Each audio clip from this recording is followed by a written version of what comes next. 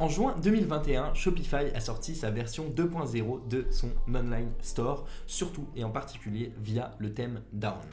On va jongler dans cette vidéo plus en détail dans ce qu'est le thème Down et surtout techniquement ce qui a changé en profondeur dans le code et dans les éléments et la façon d'utiliser Shopify quand on développe des thèmes ou des fonctionnalités pour des thèmes. On verra aussi la différence et ce qui a changé fondamentalement entre la version 1.0 et surtout est-ce que la version 2.0 est une version totalement différente ou liée de la version 1.0. C'est parti, on y va.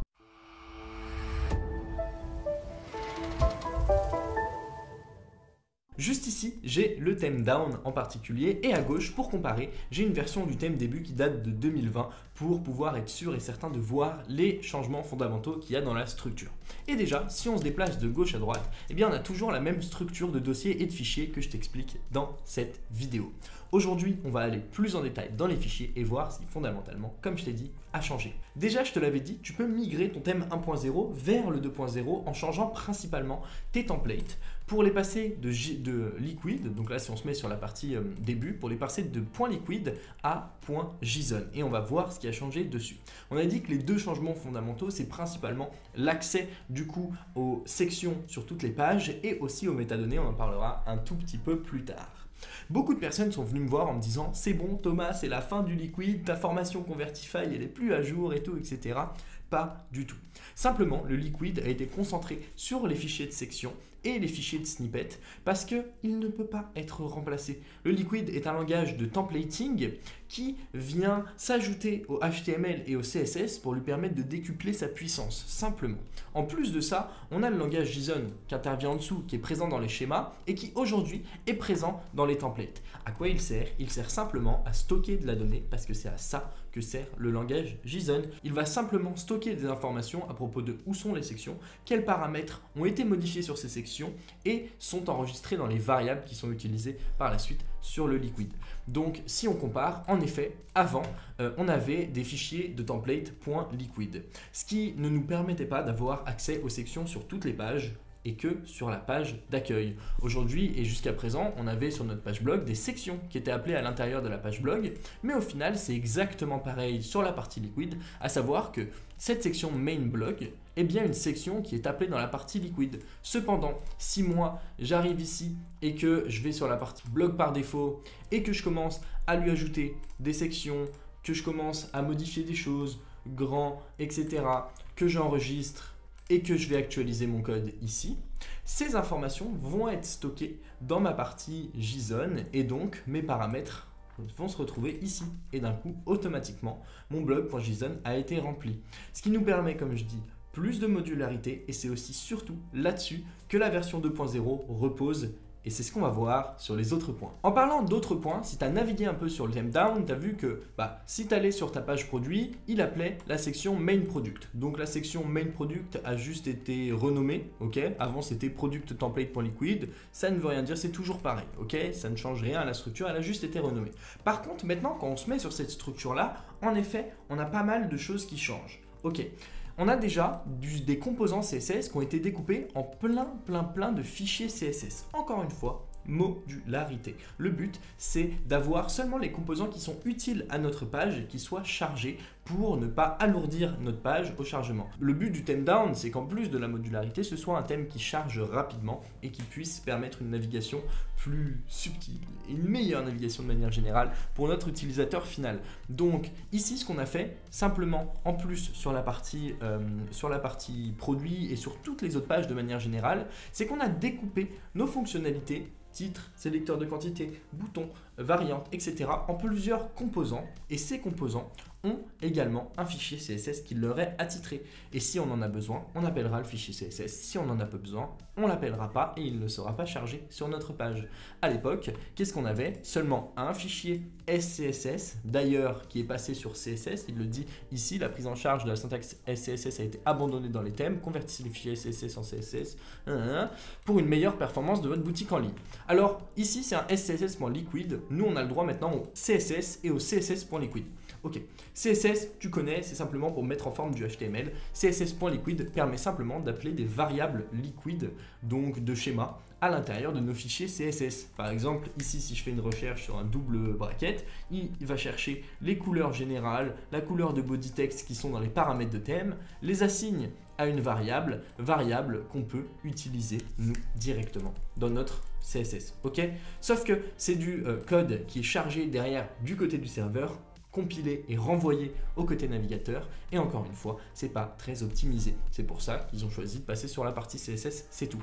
Maintenant, comme je disais, à l'époque, on avait seulement un fichier CSS pour tout, c'est-à-dire que peu importe la page sur laquelle on était obligé de charger tout le CSS de tout notre site, et même des pages sur lesquelles nous ne sommes pas, alors qu'ici, c'est un petit peu plus opti dans le sens où on ne charge que le CSS des composants dont on a besoin. Alors maintenant, est-ce que le fait de passer de SCSS à CSS est une fonctionnalité seulement liée à la version 2.0 de Shopify? Non. Est-ce que le fait de passer de template en point liquide vers des templates en point JSON est une fonctionnalité liée seulement à la version 2.0 de Shopify? On pourrait dire que oui, parce que c'est quelque chose qui n'était pas possible avant. Cependant, le fait d'appeler et de séparer nos points CSS dans d'autres fichiers pour ne charger que le code qui nous est indispensable fait partie d'une version 2.0? Évidemment que non, parce que c'est quelque chose qui était déjà possible avant et c'est simplement un choix de design et surtout de chargement qui a été fait par Shopify. Passons à la suite. On a remarqué, si tu as navigué sur le thème Down, que si tu vas sur ta page produit par exemple, ou même sur n'importe quelle autre page en utilisant n'importe quelle section, les sections sont plus modulaires. On a les blocs qui s'affichent juste ici et on va pouvoir bouger notre titre sous nos boutons Add to Cart, ce qui était impensable avant. Est-ce que c'est utile pour l'instant? Et dans ce cas-là, non, mais ça peut l'être quand on va penser toute notre structure de sites web et de thèmes de manière générale sous forme de modules qu'on va pouvoir traîner partout.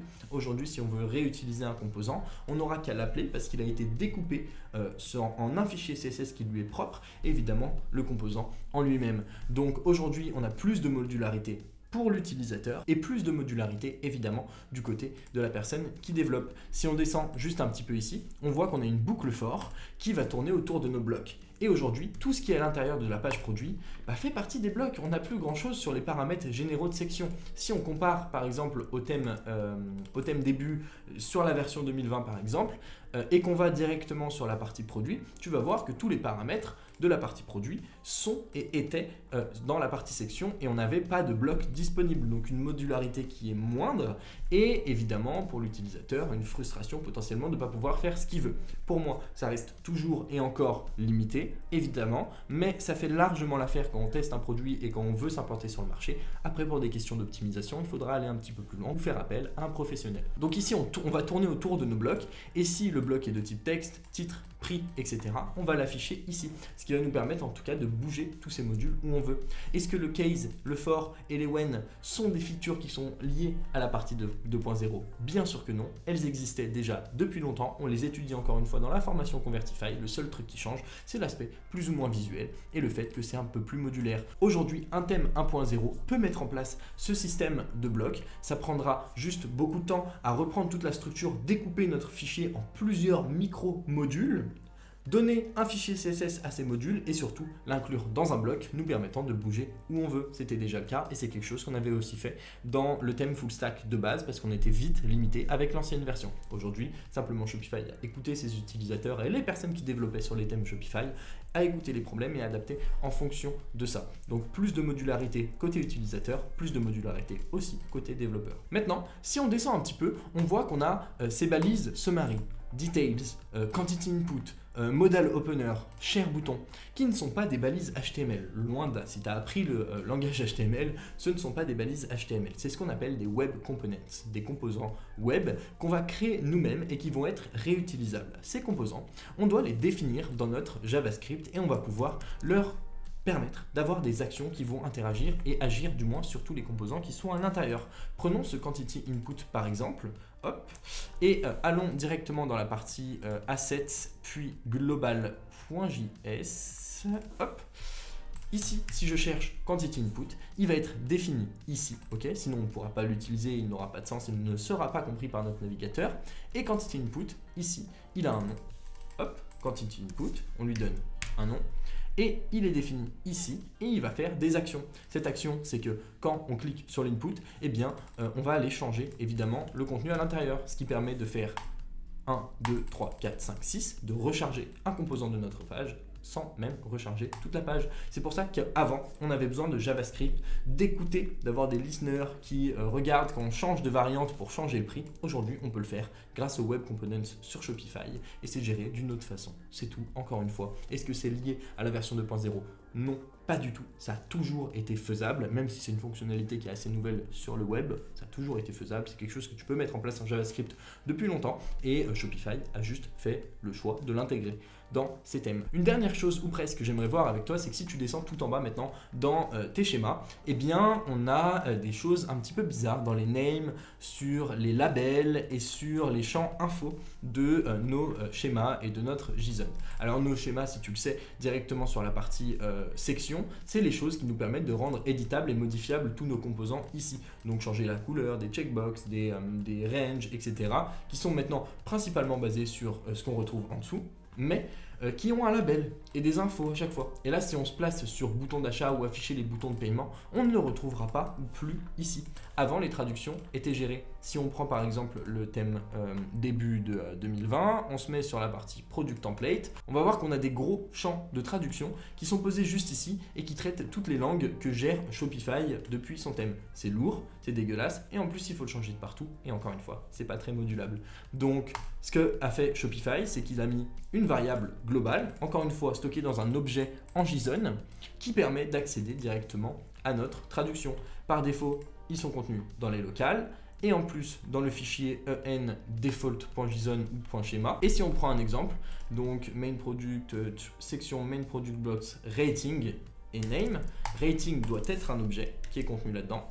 Et ensuite, il a un label, Show Product Rating ou To Display Rating, You Need a Rating App, etc. Toutes les traductions sont simplement contenues là-dedans. Ce qui le rend un petit peu moins lisible depuis ici, mais simplement, encore une fois, plus modulable. Alors la dernière chose qu'on pourrait traiter, c'est encore une fois les métadonnées, mais on en a déjà parlé dans d'autres vidéos qui traitent la version 2.0 de Shopify, et aujourd'hui dans le code, il n'y a pas grand chose qui change, c'est simplement la possibilité en extérieur d'insérer une source dynamique et quelque chose qui soit unique à chaque produit et qu'on définira nous derrière sur nos champs produits en particulier. Alors si tu n'as pas vu ces vidéos, je te fais une petite démo en direct. Ici tu vas pouvoir mettre le nom de ton distributeur, tutoriel Thomas Giraud, le distributeur sera toujours le même. Par contre tu pourrais mettre une info sur les produits, par exemple si ici je vends une bague, eh bien je vais pouvoir le notifier juste en haut et comme ça, si c'est un collier, on pourra le notifier ailleurs aussi. Par exemple je pourrais mettre un champ méta de type de produit, hop. Donc là, sur un produit, j'ajoute une définition, je mets un type produit, hop. Ici, une description type produit, on s'en fout. Je mets juste un champ de texte et je mets OK, enregistré, c'est bon, c'est tout ce que je veux. OK. Et ici, on va pouvoir le retrouver, nous, directement depuis nos produits, hop. Je sais pas pourquoi on ne peut pas revenir en arrière. Ici, produit, et puis sur bag, infini. OK, on était là-dessus, je pense. Et ici, on va pouvoir mettre type de produit, bag. OK. Et donc, ce sera un champ qui sera propre un peu. On peut aller plus loin, on peut pousser le fonctionnement des métadonnées vraiment beaucoup plus loin. C'est pas le sujet de cette vidéo et surtout, j'en parle dans d'autres vidéos. Je pense que je ferai des vidéos encore plus orientées sur les métadonnées. C'est quelque chose qui était géré avant via une application qui devait être utilisée par sincèrement tous les développeurs ou toutes les personnes qui souhaitaient, encore une fois, aller plus loin et avoir des choses qui soient propres à un produit. Nous, on avait développé des choses qui contournaient vraiment cette utilisation pour pouvoir mettre en place des champs uniques. Aujourd'hui, c'est géré grâce aux métadonnées. Ça a toujours certaines limites. D'autres limites, comme la limite de bloc, on ne peut pas en ajouter plus de 16 à l'heure où je tourne cette vidéo. Avant, c'était 12 à la sortie du theme down et ça évoluera encore une fois avec le temps. Une plateforme qui évolue beaucoup, c'est ça aussi qu'on doit retenir. Et maintenant, si je dois conclure, non, le JSON ne remplace pas le Liquid parce que le Liquid est un langage de templating alors que le JSON est un langage de storage de données. Non, la version 1.0 n'est pas totalement différente de la version 2.0. C'est simplement des choix techniques qui ont été mis en place à l'intérieur et un thème 1.0 peut devenir un thème 2.0.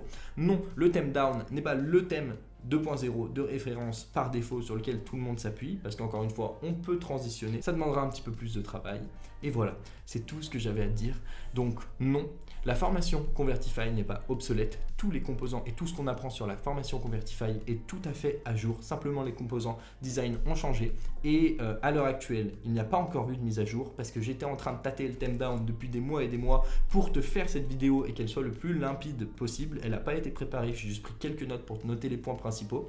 Maintenant, je le connais bien, on est en train de transitionner à l'heure actuelle le thème full stack vers la partie 2.0. Quand cette vidéo sortira, peut-être que le thème full stack sera déjà sorti. Dans tous les cas, si tu souscris à l'abonnement du thème full stack, tu bénéficieras évidemment automatiquement. Et si tu es sur la formation Convertify, tu bénéficieras aussi des mises à jour vers la partie 2.0. J'espère que cette vidéo t'a plu et te permet d'y voir plus clair techniquement sur la partie 2.0, le thème down, Shopify, etc.